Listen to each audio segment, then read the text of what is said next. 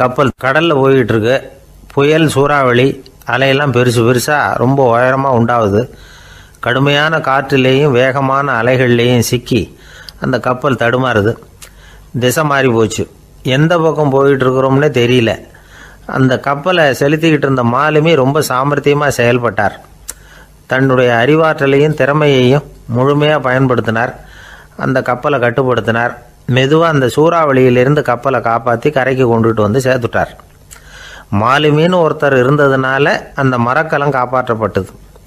மாலுமின்னு ஒருத்தர் இல்லைன்னு வச்சுக்கோங்க, அந்த கப்பலோட கதி என்னவாயிருக்கும் யோசிச்சு பாருங்க. ஒரு கோபக்காரனுடைய நிலைமையும் அப்படித்தானா. கோபக்காரன்கிறவன் ஒரு மாலுமி இல்லாத மரக்கலம் அப்படிங்கிறார் நபிகள் நாயகம். கொந்தளிக்கிற கடலில் கொடுமையான அலைகளின் உச்சியில் அல்லல் படுகிற மரக்கலத்தை விட மோசமானது கோபக்காரனின் நிலைமை அப்படிங்கிறது அவருடைய கருத்து. அது மாதிரி இதுன்னு சொல்லலை, அதை விட மோசம் இது அப்படிங்கிறார். ஏன் தெரியுமா? ஒரு கப்பல் கடலில் தடுமாறினா அதை சரிப்படுத்த மாலுமி இருக்கிறார். அவர் தன்னுடைய சாமர்த்தியத்தினால் அதை கட்டுப்படுத்தி சரியான வழிக்கு கொண்டுட்டு வந்துடுவார். ஆனால் கோபக்காரனுடைய நிலைமை அப்படி இல்லை அப்படிங்கிறார் நபிகள் நாயகம். மனித மனம் ஒரு மரக்கலம், அறிவு அதில் இருக்கிற மாலுமி. மாலுமி மரக்கலத்தை செலுத்துகிறான், அவனுக்கு கட்டுப்பட்டு அது ஓடுது.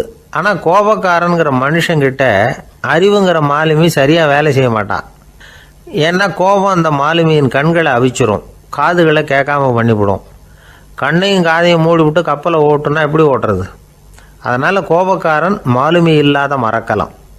இடி மின்னலில் மாட்டிக்கிட்டு கஷ்டப்படுற கப்பல் மாதிரி கஷ்டப்படுறான். பெரியவங்கள்லாம் என்ன சொல்கிறாங்க? உனக்கு கெடுதல் பண்ணவனுக்கும் நீ நன்மையை செய், எவருடைய விருப்பு வெறுப்பையும் பொருட்படுத்தாதே. பரம எதிரிக்கும் நீ நன்மை செய்ய ஆரம்பித்தா உன்னுடைய தூய நிலையை பார்த்துட்டு அவனும் உனக்கு நெருக்கமான நண்பனாக ஆயிடுவான். இதுதான் பெரியவங்க நமக்கு சொல்லியிருக்கிறது. புனித குரான் சொல்கிறது என்ன? தீமையை நன்மையை கொண்டே நீர் தடுத்து கொள்ளும் அப்படின்னு சொல்லப்பட்டிருக்கு. அதில் இன்னா செய்தாரை ஒருத்தல் அவர் நாண நன்னயம் செய்து விடல் அப்படிங்கிறார் திருவள்ளுவர். செல்வந்தர் ஒருத்தர்கிட்ட ஒரு சிறுவன் ஆடு மேய்ச்சிக்கிட்டு இருந்தானா. பெரியவர் அவனை கூப்பிட்டு, நீ நேராக போய் ஒரு ஆட்டில் உள்ள ரொம்ப நல்ல பகுதி எதுவோ அதை எடுத்துக்கிட்டு வா அப்படின்னாரான். இவன் போனான். ஒரு ஆட்டு உடம்புல இருந்த நாக்கு, இருதயம், இது ரெண்டையும் எடுத்துகிட்டு கொடுத்தானான். பெரியவர் வாங்கி பார்த்தார். அதுக்கப்புறம் இப்போ நீ போய் இன்னொரு ஆட்டில் இருக்கிற ரொம்ப கெட்ட பகுதி எதுவோ அதை எடுத்துகிட்டு வா அப்படின்னாரான். இவன் போய் எடுத்துகிட்டு வந்தான். அவன் கையில் இருந்தது மறுபடியும் அதே மாதிரி நாக்கு, இருதயம், இது ரெண்டும் தான். என்னது இப்பவும் அதையே கொண்டுட்டு வந்திருக்கிற அப்படின்னாரான் பெரியவர். இவன் சொன்னானா, ஒரு உடம்புல உள்ள ரொம்ப நல்ல பொருளும் இதுதான், ரொம்ப கெட்ட பொருளும் இதுதான் அப்படின்னானா. இளம் வயசில் இப்படி பதில் சொன்னவர் தான் பேரறிஞர் லுக்மானுல் ஹக்கீம் அவர்கள்.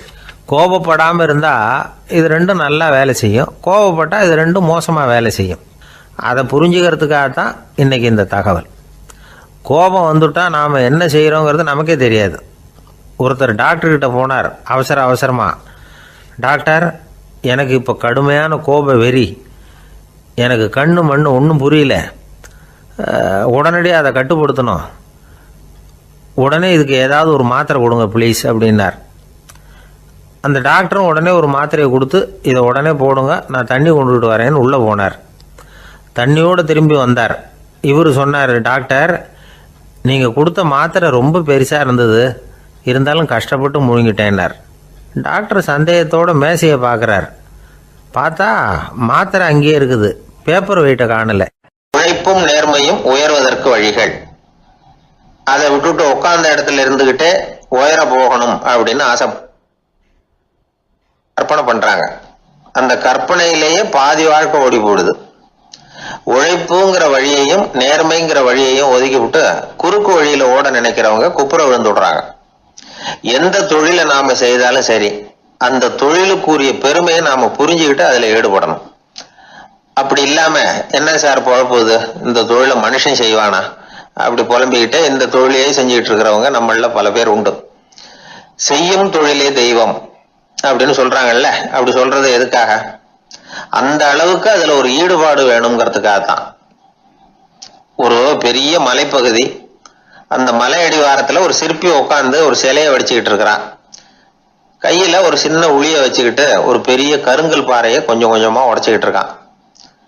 ஒரு சிற்பத்தை வடிக்கிறதுங்கிறது அவ்வளவு உன்னதமான ஒரு தொழிலா? எல்லாராலையும் முடியுமா அது? அப்படி இருந்தும் அந்த சிற்பிக்கு மன நிறைவில்லை. அவன் நினைக்கிறான், இந்த கடுமையான வெயில்ல உட்கார்ந்து வேலை செய்யறது எவ்வளவு கஷ்டம். நாம ஒரு சிற்பியா இருக்கிறதுனால தானே சூரியன் கடுமையான வெப்ப கதிர்களை நம்ம மேல வீசுறான். நாமளே அந்த சூரியனா இருந்துட்டா இந்த கஷ்டம் இருக்காத. நம்மளை கஷ்டப்படுத்துறவன் நம்மளை விட வலிமை உள்ளவன். அதனால நாம அவனா மாறி விடுறதுதான் நல்லது அப்படின்னு அந்த சிற்பி யோசனை பண்ணான். அவன் எண்ணம் உடனே நிறைவேறிட்டுது. இயற்கைங்கிற மாபெரும் சக்தி அவனை ஒரு சூரியனா மாத்தி விட்டது. சிற்பி இப்போ ஒரு சூரியனா மாறினான். இனிமே இந்த உலகத்துல நம்மளை விட வலிமை உள்ளவன் வேற யாரும் கிடையாது அப்படின்னு நினைக்க ஆரம்பிச்சுட்டான். அவனுக்கு மகிழ்ச்சியா இருந்தது. அந்த மகிழ்ச்சி அதிக நேரம் நீடிக்கல. ஏன்னா கொஞ்ச நேரத்துல ஆகாயத்துல கரிய மழை மேகங்கள் அப்படியே சூழ்ந்து வந்தது. சூழ்ந்து வந்த மேகங்கள் சூரியனை மறைக்க ஆரம்பிச்சது.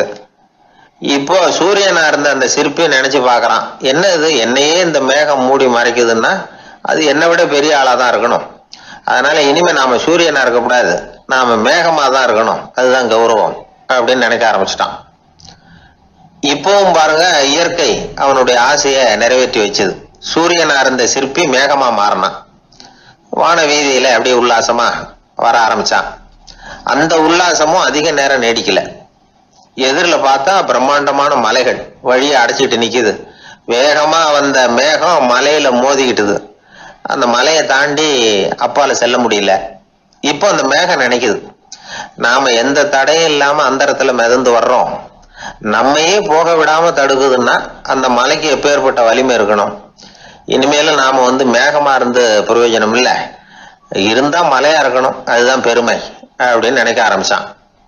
இப்பவும் பாருங்க, இயற்கை அவனுடைய ஆசையை நிறைவேற்றி வச்சது. மேகமா இருந்த சிற்பி மலையா மாறினான். பெரிய மலை பூமிக்கும் வானத்துக்குமா நின்றுகிட்டு இருக்கு. இனிமே நமக்கு எந்த கவலை இல்லை அப்படின்னு நினைச்சது அந்த மலை. இப்படி நினைச்சுக்கிட்டு இருந்த வேளையில அந்த மலையோட காலடியில அடிவாரத்துல ஏதோ சத்தம் கேட்டுது. என்ன சத்தம் இது அப்படின்னு சொல்லி அந்த மலை மெதுவா குனிஞ்சு பார்த்துதான். பார்த்தா அங்க ஒரு மனுஷன் தன்னுடைய கையில உளிய வச்சுக்கிட்டு மலையை கொத்திக்கிட்டு இருக்கிறான்.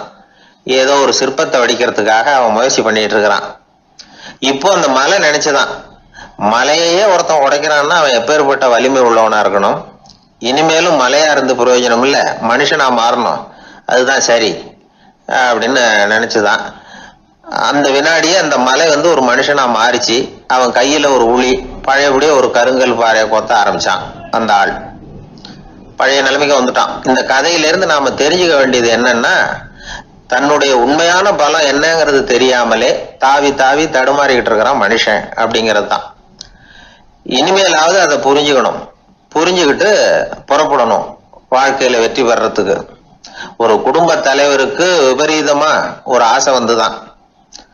அதாவது ஒரு நாள் பூராவும் புடவை கட்டிக்கிட்டு மனைவி செய்கிற வீட்டு வேலைகள், சமையல் வேலைகள் எல்லாத்தையும் தானே செய்யணும். மனைவிக்கு ஆண் வேஷம் போட்டு ஆபீஸுக்கு அனுப்பி வச்சுடணும் அப்படின்னு ஆசைப்பட்டான். இதுதான் அந்த ஆசை. அதே மாதிரி செஞ்சான். பெண் வேஷத்துல சமையல் பண்ணிட்டு இருந்தான். இருட்டி விட்டுது. இந்த சமயத்துல வாசல் கதவு தட்டப்படுற சத்தம் கேட்டுது. ஓடி போய் திறந்தான். பக்கத்து வீட்டு அம்மா கிடுகிடுன்னு உள்ள வந்துட்டாங்க, காப்பி பொடியோ ஏதோ வாங்கறதுக்கு. இவன் பயந்து போய், கமலாம்மா, நான் சுசீலா இல்ல, சுசீலாவோட புருஷன், பெண் வேஷத்துல இருக்கிறேன், சும்மா ஒரு சேஞ்சுக்காக அப்படின்னா. உடனே அந்த அம்மா கிட்ட பயப்படாத, நானும் கமலா இல்ல, கமலாவோட புருஷன், இதுவும் சும்மா ஒரு சேஞ்சுக்காகத்தான் அப்படின்னானா. இப்படி வாழ்க்கைய விபரீதமா நினைச்சுக்கிட்டு வேற வேற கற்பனைகள்ல வீணாக்கிக்கிட்டு இருக்கிறவங்க தான் ரொம்ப அதிகம். நாம அதுவா மாறணும்னு நினைக்கிறது தப்பு. நாம இருக்கணும் அப்படின்னு நினைக்கிறது தான் உண்மை, அதுதான் சரி. அந்த சிற்பி என்னென்னோ கற்பனை பண்ணி கடைசியில மறுபடியும் சிற்பியாகவே சேர்ந்தான் பாருங்க. அதனால நம்முடைய உண்மையான பலம் என்ன அப்படிங்கறத தெரிஞ்சுக்கிட்டு நடந்துகிட்டோம்னா வாழ்க்கையில எப்பொழுதும் வெற்றி நிச்சயம். என்னுடைய நீண்டகால நண்பர் ஒருத்தர் வருஷம் தவறாமல் திருநள்ளாறு அப்படிங்கிற திருத்தலத்துக்கு போயிட்டு வர்றது வழக்கம். அங்க என்ன சார் விசேஷம்னு கேட்கறது உண்டு. என்ன இப்படி கேட்குறீங்க? சனி பகவான் வந்து நலன் விருப்பப்படி அங்கே தானே எழுந்தருளி இருக்கிறார். அவரை போய் பார்த்து ஒரு கும்பிடு போட்டுட்டு வந்தா நம்ம பிடிச்சிருக்கிற சனியெல்லாம் விலகும் அப்படிம்பார். சத்தம் போட்டு சொல்லாதீங்க சார், வீட்டில் வேற யார் காதிலையாவது இது விழுந்துற போது அப்படின்னு சொல்கிறது உண்டு வர்றவங்க. இப்போ நான் சொல்கிறதுல உள்ள நியாயத்தை புரிஞ்சுக்கிட்டு அவரும் கொஞ்சம் எச்சரிக்கை உணர்வோட நமக்கு நன்றி சொல்லுவார்னு வச்சுங்களேன். அதாவது பார்வை மூலமாகவே. அந்த நண்பருக்கு ஆன்மீக விஷயங்களில் அதிக ஈடுபாடு உண்டு. அப்பப்போ சில புராண கதைகளை எல்லாம் சொல்கிறது உண்டு. ரொம்ப சுவாரஸ்யமாக இருக்கும். எப்போவுமே புராண விஷயங்களையெல்லாம் அறிவியலுங்கிற தராசில் வச்சு எடை போட்டுட்டு இருக்கக்கூடாது. அப்படி பார்த்தா அதெல்லாம் நம்ப முடியாத வெறும் கற்பனைகளாக தோணும், மூட நம்பிக்கைகளாகவும் தெரியும். புராணங்களை வந்து புராணங்களாகவே புரிஞ்சுக்கிறவங்களுக்கு அதெல்லாம் அர்த்தமுள்ள செய்திகளை உள்ளடக்கி இருக்கிறதாக தெரியும். அந்த வகையில் தான் இந்த நண்பரும் நிறைய செய்திகளை சொல்கிறது உண்டு. சனியை போல கொடுக்குறவனும் இல்லை, சனியை போல கெடுக்கிறவனும் இல்லை அப்படின்னு சோதிடர்கள் சொல்லுவாங்க. நாம் ஏதாவது ஒரு வம்புல மாட்டிக்கிட்டா பிடிச்சது சனி அப்படிங்கிறோம். ராவணன் எப்பேற்பட்ட வீரன், அவனே சனி பார்வைப்பட்டது தானே சங்கடப்பட ஆரம்பித்தான் அப்படின்னார் நண்பர். அது எப்படிங்கன்னு கேட்டேன். அவர் சொல்ல ஆரம்பித்தார், இந்த ராவணன் இருக்கானே நவ கிரகங்களையும் பிடிச்சி கொண்டுட்டு வந்து தன்னுடைய சிம்மாசனத்தில் அப்படியே படிகளாக போட்டு வச்சுட்டானான். ஒவ்வொரு படியாக. பாவம் அந்த 9 தேவதைகளும் ஒவ்வொரு படியாக குப்புற கிடக்குறாங்க. நவக்கிரகம் நம்மளை ஆட்டி படைக்குதுன்னு நாம் சொல்லிட்டு இருக்கிறோம்.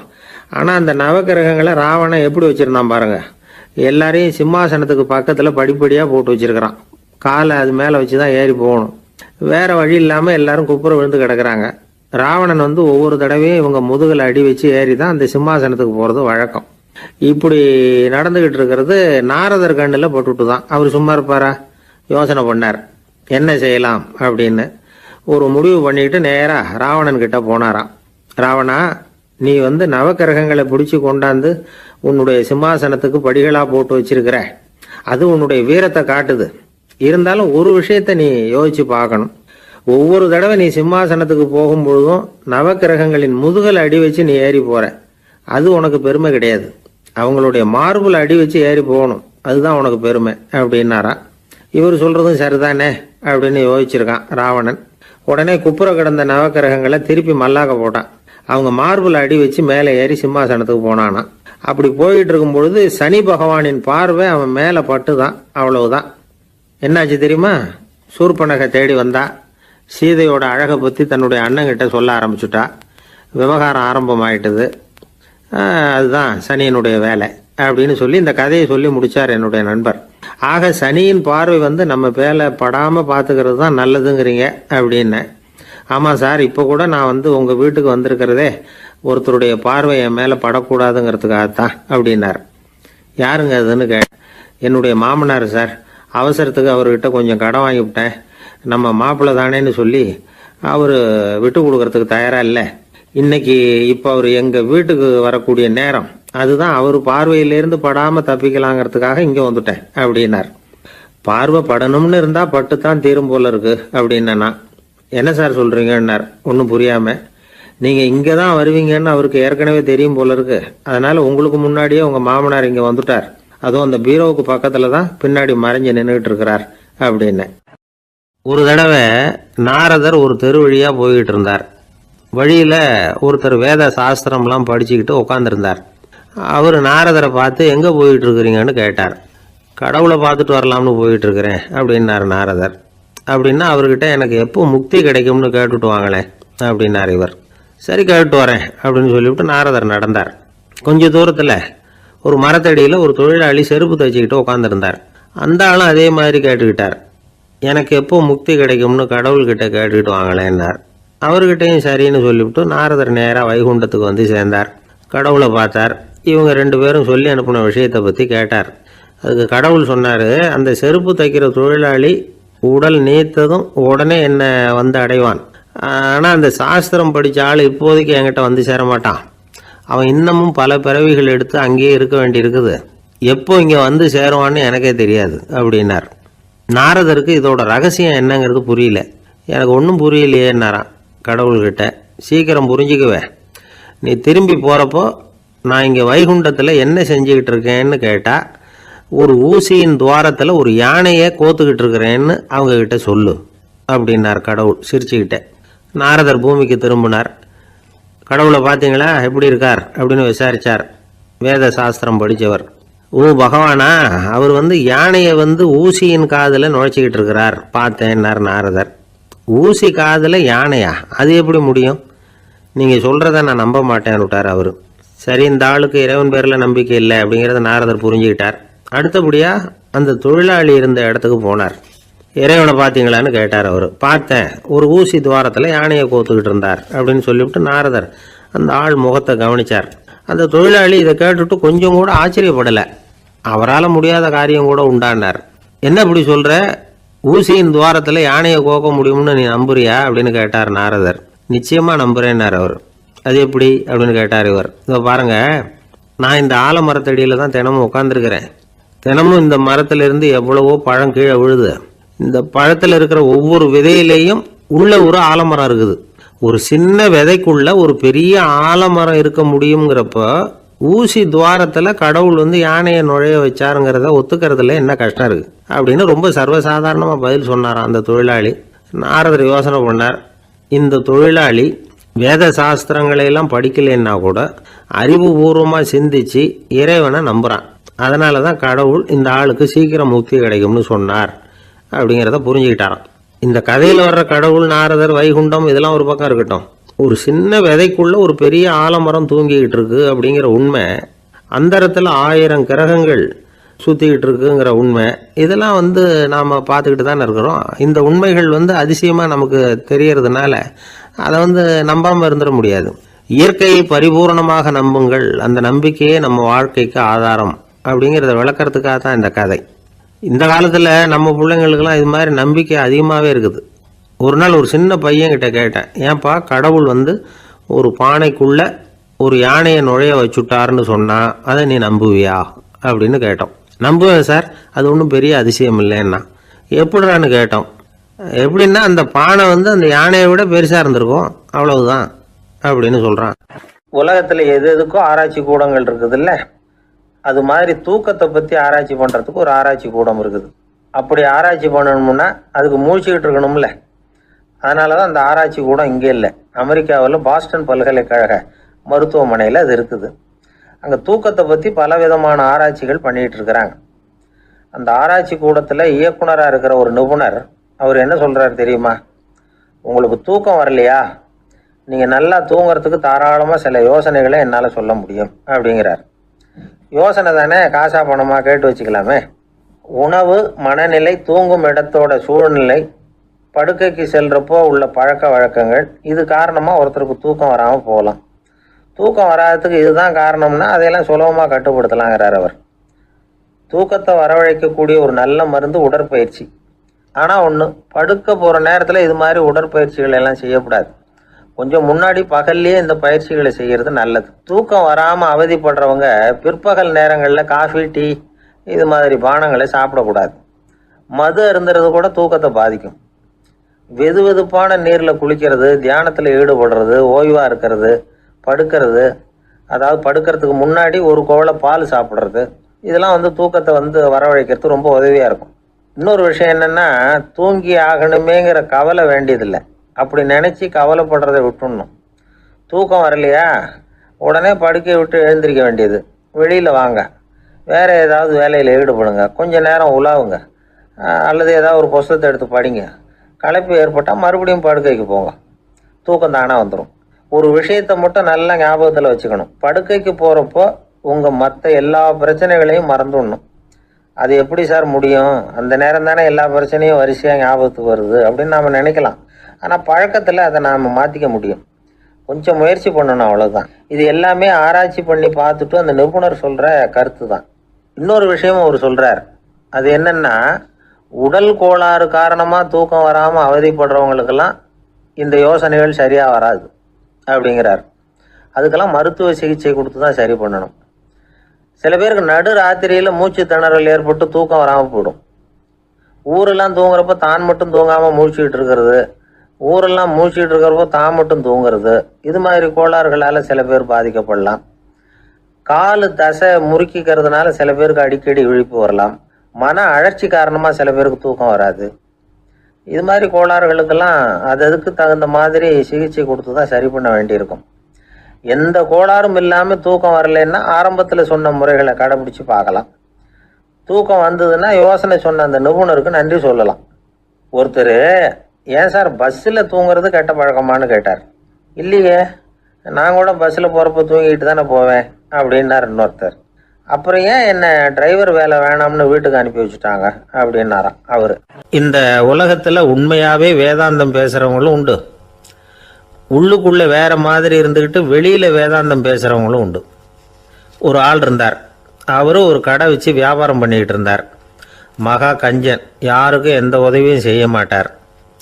எச்சில் கையென்ன ஈர கையை கூட உதற மாட்டார். அப்படிப்பட்ட மனுஷன். அந்த ஊருக்கு ஒரு முனிவர் வந்துக்கிட்டு இருந்தார். வருஷத்துக்கு ஒரு தடவை வருவார். ஒரு நாள் 2 நாள் இருப்பார், அப்புறம் போயிடுவார்.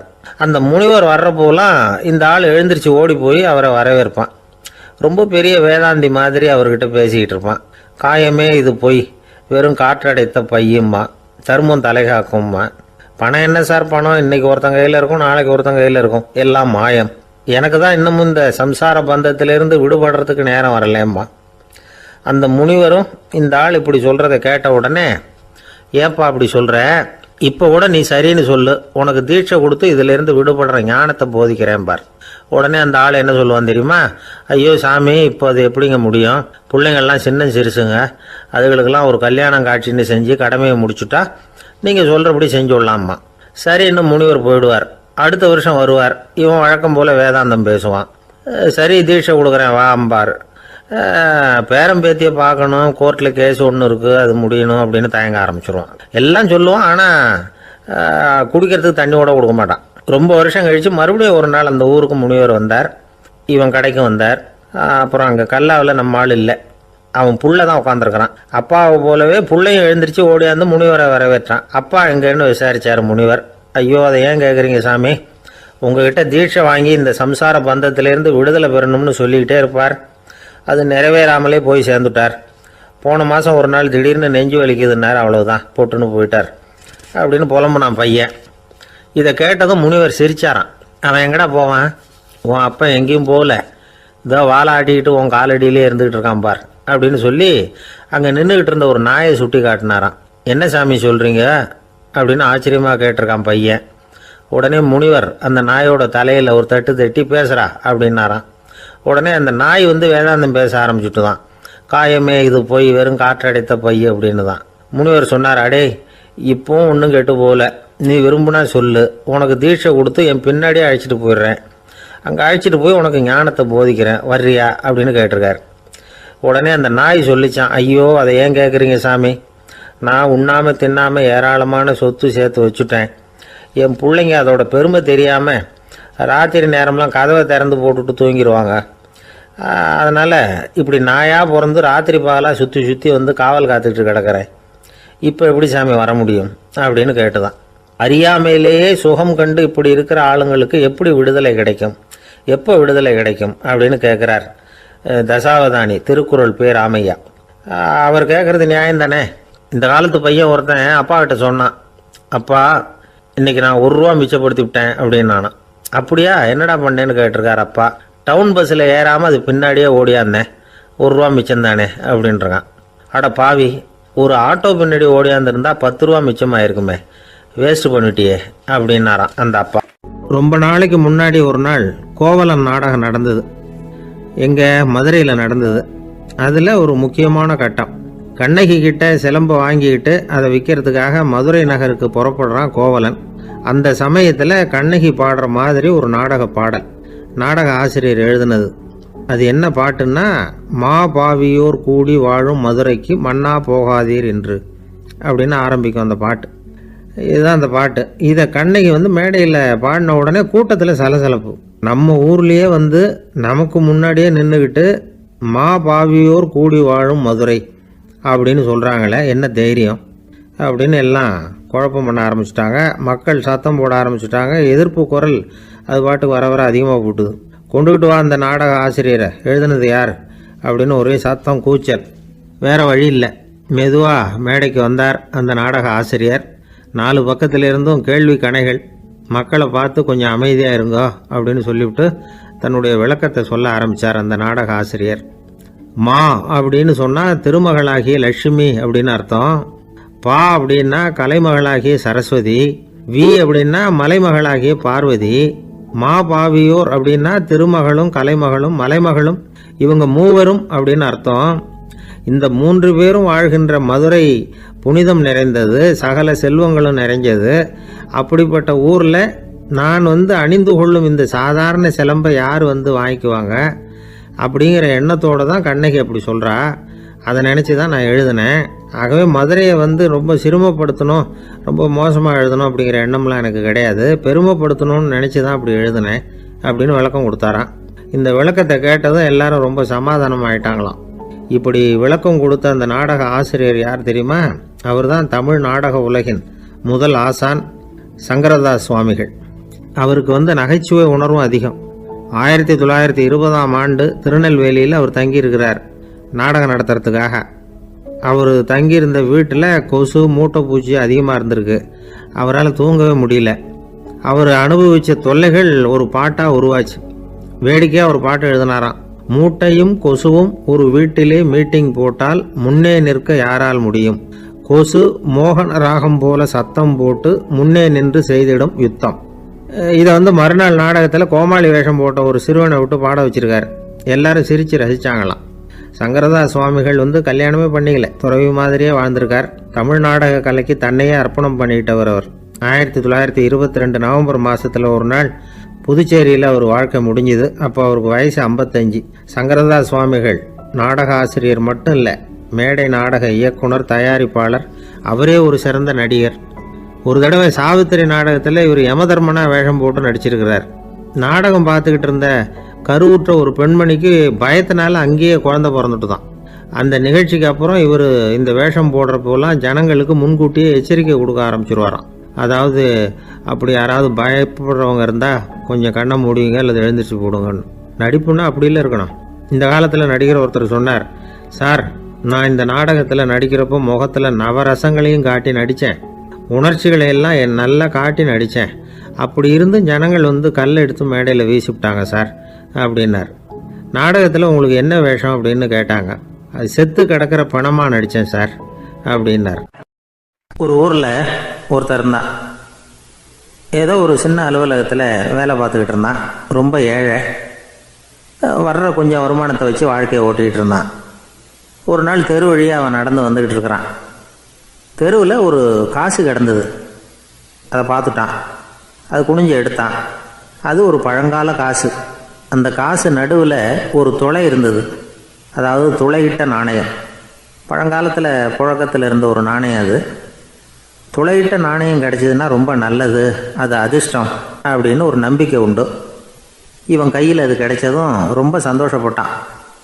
இனிமேல் என்னுடைய கஷ்டம்லாம் தீரப்போகுது, அதிர்ஷ்டம் என்னை தேடி வரும், நான் பணக்காரன் ஆகிடுவேன் அப்படின்னு சொல்லிட்டு அந்த காசை தன்னுடைய கோட்டு பையில் பத்திரமா போட்டு வச்சுக்கிட்டான்.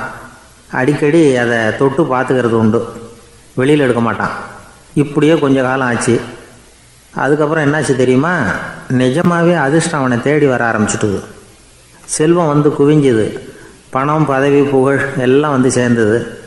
சமூகத்தில் அவன் ஒரு பெரிய மனுஷன் ஆகிட்டான். எல்லாரும் அவனை பாராட்டினாங்க. அவன் எதை தொட்டாலும் வெற்றி, எல்லாம் அந்த காசோட மகிமை அப்படின்னு அவன் மனசுக்குள்ளே நினச்சிக்கிட்டான். தினமும் காலையில் அந்த கோட்டை போட்டுக்கிட்டு தான் வெளியில் கிளம்புவான். புறப்படுறதுக்கு முன்னாடி கோட்டு பாக்கெட்டை தொட்டு பார்த்துக்குவான், உள்ளே காசு இருக்கா அப்படிங்கிறத உறுதிப்படுத்திக்குவான். அதுக்கப்புறம் தான் வெளியில் கிளம்புவான். இப்படியே பல வருஷம் ஓடி போச்சு. ஒரு நாள் அவனுக்கு அந்த ஆசை வந்துட்டுது. அதாவது அந்த துளையிட்ட நாணயத்தை எடுத்து கண்ணால் பார்க்கணும் அப்படின்னு. காலையில் சாப்பிட்டுக்கிட்டு இருந்தான். அப்போ தன்னுடைய மனைவிகிட்ட சொன்னான், ரொம்ப நாளைக்கு அப்புறம் என்னுடைய அந்த நாணயத்தை இன்றைக்கி வெளியில் எடுத்து பார்க்க போகிறேன்னா. என்னத்துக்கு அது, இப்போ அதை பார்க்க வேணாமே அப்படின்னு மெதுவாக இழுத்தாங்க அந்த அம்மா. இல்லை நான் பார்த்தே தீரணும் அப்படின்னு அவன் தன்னுடைய சட்டை பைக்குள்ளே கையை விட்டான். உள்ளே இருந்த நாணயத்தை வெளியில் எடுத்தான். பார்த்தா அவனுக்கு ஆச்சரியமாக போச்சு. அந்த நாணயத்தில் தொலையே இல்லை. என்ன ஆச்சு அப்படின்னு சொல்லி அவன் ரொம்ப குழம்பி போயிட்டான். இப்போ அந்த அம்மா சொன்னாங்க, நான் தான் ஒரு நாள் உங்கள் கோட்டு ரொம்பவும் தூசியாக இருக்கேன்னு சொல்லி அதை ஜன்னலுக்கு வெளியில் உதறினேன். உள்ளே இருந்த அந்த காசு அப்போ எனக்கு தெரியாது, ஞாபகத்தில் இல்லை. அது தெருவில் விழுந்துட்டது போல இருக்கு. அதுக்கப்புறம் எவ்வளவோ தேடி பார்த்தேன், கிடைக்கல. அதுக்குள்ளே அதை யாரோ எடுத்துகிட்டு போயிட்டாங்க போல இருக்கு. அது இல்லைங்கிறது உங்களுக்கு தெரிஞ்சால் வருத்தமாக இருக்குமேங்கிறதுக்காக நான் தான் வேற ஒரு நாணயத்தை எடுத்து சட்டை பைக்குள்ளே வச்சுட்டேன் அப்படின்னு விவரத்தை சொன்னாங்க அந்த அம்மா. இது எப்போ நடந்ததுன்னு கேட்டான். உங்களுக்கு அந்த காசு கிடைச்சதே அன்னைக்கு மறுநாளே இது நடந்து போச்சு அப்படின்னாங்களாம். இதை கொஞ்சம் யோசனை பண்ணி பாருங்க. அவனுக்கு அதிர்ஷ்டத்தை கொடுத்தது அந்த நாணயம் இல்லை, அவனுடைய நம்பிக்கை, அதாவது தன்னம்பிக்கை. அதுதான் வேலை செஞ்சிருக்கு. இதிலிருந்து நாம் தெரிஞ்சுக்க வேண்டியது என்னென்னா, வாழ்க்கையில் முன்னேற நினைக்கிறவங்களுக்கு தன்னம்பிக்கை ரொம்ப முக்கியம். அது இல்லைன்னா முன்னேற முடியாது.